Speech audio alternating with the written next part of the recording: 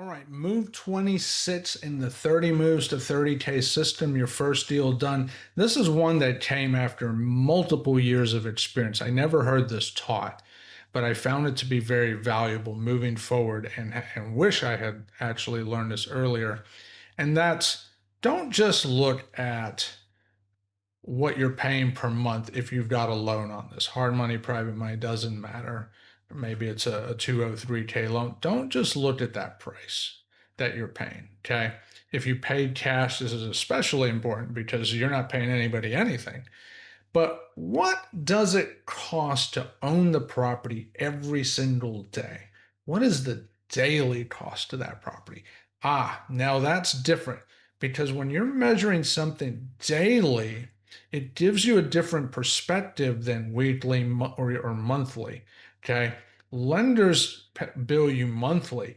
It's easy to lose track and a feel for things when you think of things monthly. It can even be easy to get lost at times weekly, but when it's daily, you are thinking about that every day. Let's say a property costs you $50 a day to own every day, which would translate to effectively whatever 30 times, what is that, 1,500 a month? So I think that's the right math. If it's wrong, just do the math. Let's just say it's $50 a day because the key point is, okay, today we're going to do X on the property. Did I get $50 worth of value today?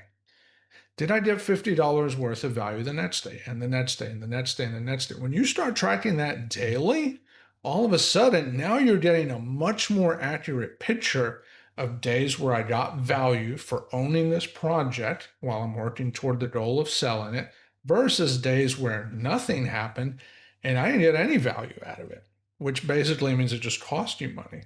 So if I had a 60-day renovation, but I only had, let's say, 45 days of work, that means I had 15 days where people weren't working. Well, if I do 15 times 50, whatever that number is, now all of a sudden it's like that's just money wasted. And then you can ask yourself, is that okay?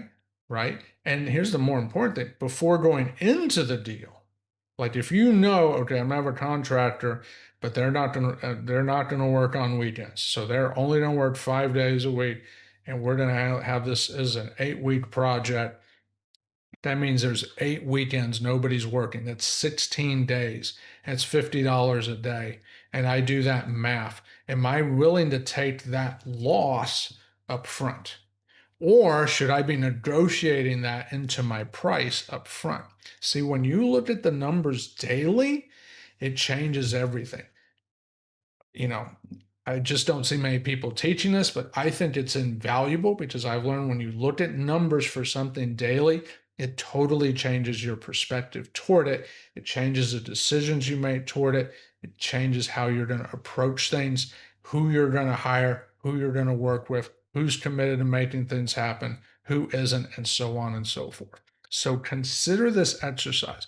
What is going to be the daily cost of this project? If I can predict number of dead days up front, can I negotiate that into the purchase price before I buy it? So I've accounted for it.